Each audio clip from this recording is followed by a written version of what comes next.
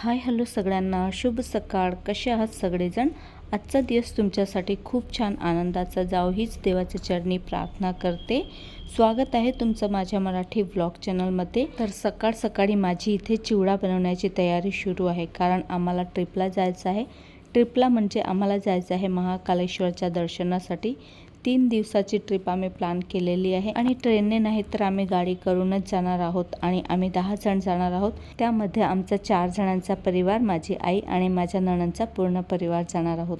तर आता प्रवासात जाणार आहोत तर थोड्या छोट्या मोठ्या गोष्टी नेल्याच पाहिजे आणि घरची खाण्याची वस्तू असली की मग बाहेरचं चटरपटर खाण्याची गरज पडत नाही. आणि बाहेरचं चटरपटर खाल्लं की मग घरी आले की तब्येती बिघडतात. त्यासाठी मी आज चिवडा बनवायला घेतला आहे. तरीसुद्धा आपण कुठेही बाहेर फिरायला गेलो तर बाहेरचं खूप जास्त खाण्यामध्ये येतेच आणि मग घरी आले की तब्येतीच खराब होतात. माझ्या मुलांचा तर नेहमी कुठेही गेलो की घरी आले की तब्येतीच खराब होतात.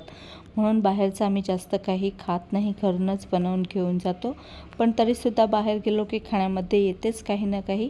तर आता मी पूर्ण अर्धा किलोचा चिवडा बनवून नेणार आहे सगळ्यांसाठीच खायला. बरेच दिवस झाले माझी उज्जैनला जाण्याची इच्छा होत होती, पण महाकाल काही बोलावतच नव्हते. असे म्हणतात की जोपर्यंत महाकाल तुम्हाला बोलवणार नाही तोपर्यंत तुम्ही तिथे जाऊच शकत नाही. तर माझ्यासोबतही तसंच काहीसं होत होतं. तसं तर आम्ही 2 वर्षाआधी गेलो होतो महाकालच्या दर्शनाला, पण पुन्हा मला जायची खूप इच्छा होत होती आणि 6 महिन्यापासून जायचं आहे असं होत होतं. पण महाकाल जेव्हा बोलवतील तेव्हाच जायचं शक्य होईल ना. तर फायनली महाकालने बोलवलं आहे आणि आत्ता आम्ही उज्जैनला जाणार आहोत.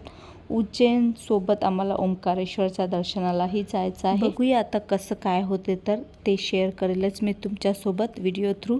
जेवढं माझ्याने जमेल तेवढं मी शेअर करत राहील तुमच्यासोबत.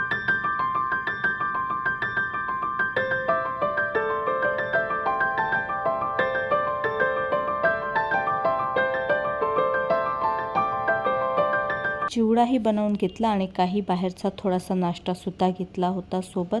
तिथे ना गेलं की मग खूप महाग मिळते, म्हणून खायचीही इच्छा होत नाही. म्हणून घरचा नाश्ता असला तर बरं पडते, आपल्याला 2 पैसे कमी वापरावे लागतात. तसा तर कितीही खर्च कमी करण्याची कोशिश केली तरीसुद्धा जो खर्च लागायचा तो तर लागतोच. चला असो, आता एवढ्या 2 वर्षानंतर आपण जात आहोत तर पैशाला काय बघायचं आहे. शेवटी महाकालचं दर्शन सुखासमाधाने आणि शांतपणे झालं पाहिजे हीच माझी इच्छा आहे. चला असो, सगळा नाश्ता मी थोडा घरी ठेवणार आहे आणि थोडा सोबत घेणार आहे. तर आजच आम्हाला रात्री 11 वाजता निघायचं आहे. तर चला, नाश्ता तर सगळा मी भरून घेतला आणि आता बॅगसुद्धा पॅक करायची राहिली होती. दुपारचे 2 वाजले होते. म्हटलं बॅगही आता पॅक करून घेऊया. आज खूप जास्त घाई गडबड होती, काही वस्तू राहिल्या न पाहिजे अशाप्रमाणे बॅगसुद्धा पॅक करायची होती आणि जास्त काही कपडे घ्यायचे नव्हते. अगदी 2-2, 3-3 जोडी घेतले तरीसुद्धा चालतील, कारण आमच्या 3 दिवसाचाच प्रवास होता. तरी पण वाटते ना आपल्याला, आपण एवढ्या लांब जातोय तर असे कपडे घालायचे जे आपण इथे घातले नसतील.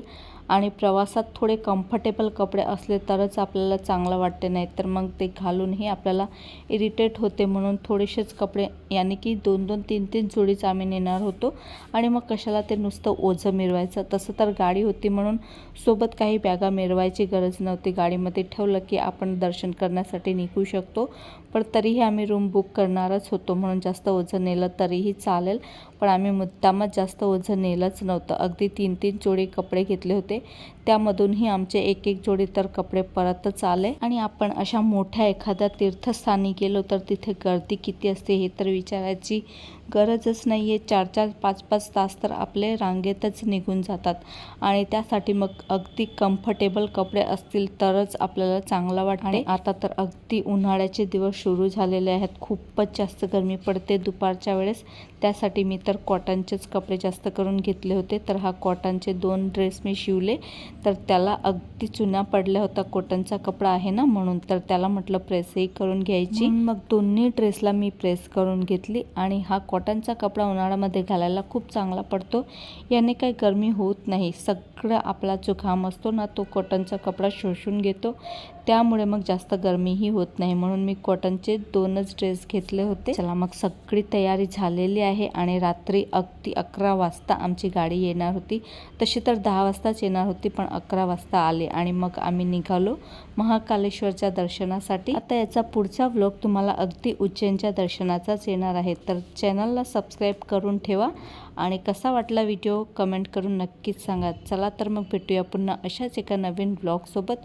तोपर्यंत स्वतःची काळजी घ्या. बाय.